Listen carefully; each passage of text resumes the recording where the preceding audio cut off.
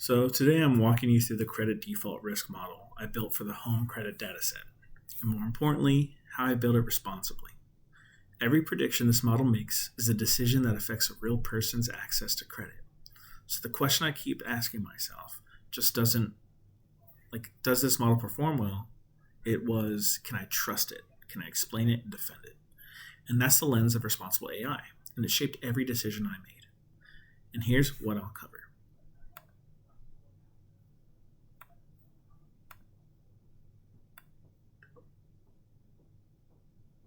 So the dataset has 8.1% default rate across 307,000 applicants.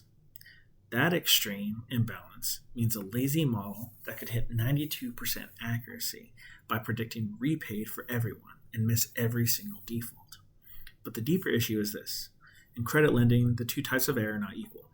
A false negative is missing a default costs the lender money. A false positive, wrongly denying a credit-worthy applicant, costs an individual. Institutions absorb losses, and people don't. That asymmetry is why responsible AI isn't optional here. It's a regulatory and ethical requirement. So I structured the entire project around three RAI pillars. Fairness. I used SMOTE to balance the training data, evaluated the model on ROC AUC and PR AUC rather than accuracy, and ran formal fairness tests, demographic parity, and equalized odds, broken down by gender and education. Critically, I ran these checks across all 5 models I built, not just the primary one, but adding ensemble methods can quietly amplify bias if you're not watching for it. For transparency, every prediction is explainable via SHAP, LIME, and counterfactual analysis, and I'll show those shortly. Accountability, I built a model card documenting known biases and intended use, selected an optimal decision threshold rather than defaulting to 0.5, and recommended that borderline cases, probabilities between 0.4 and 0.6, go to a human loan officer, not be decided automatically. Now, the bias table, the 2 critical items are ext source, opacity, and false positive harm. The ext source features are the strongest predictors in the model, but we have no idea how they're constructed. If they encode historical discrimination, our model silently inherits it. So that's the single biggest unaudited risk in the pipeline. I also flagged age and education level as high severity concerns, not because the correlations are wrong, but because using them as predictors may perpetuate systematic inequality rather than reflect genuine individual creditworthiness.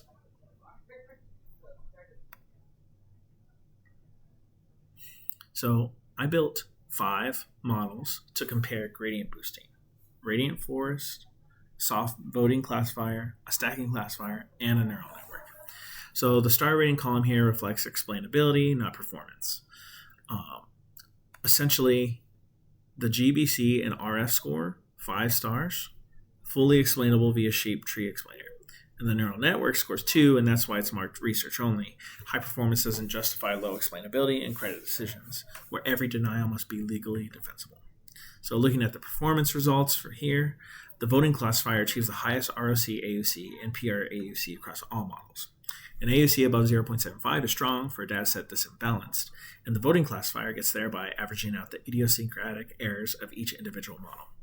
The cross-validation results confirm the model generalizes reliably, just 0.005 variance across 5 folds. And by optimizing the decision threshold rather than defaulting to 0.5, we gained a 12% improvement in F1 score. And that matters because F1 penalizes both the false positives that harm applicants and the false negatives that cost the lender.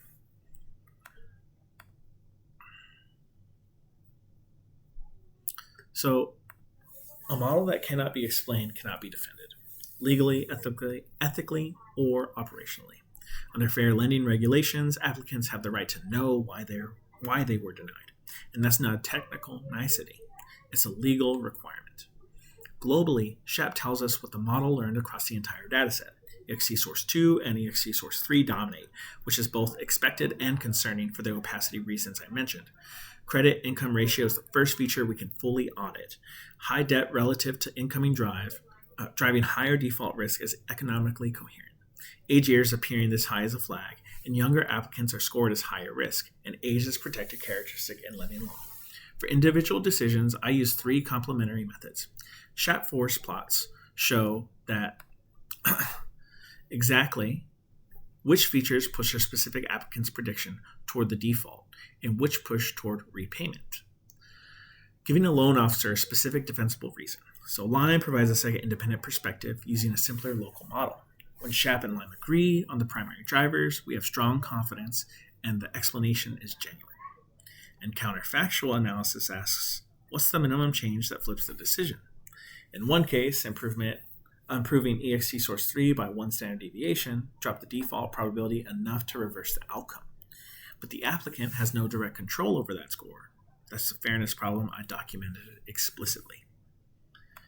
So the fairness audit ran demographic parity and equalized odds across all 5 models.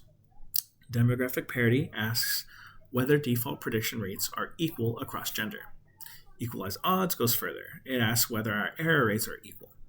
And lending, that's the metric that matters most, because unequal error rates mean one group is being wrongly denied credit at a higher rate. All 5 models pass both thresholds, but look at the pattern. The random forest and voting classifier show the lowest disparity of any model, which is another reason they're my production recommendation. The neural network shows the highest fairness risk of the group, which compounds its interpretability problem. So 3 production safeguards are already built. There's a model card, an optimized threshold, and an input validation function.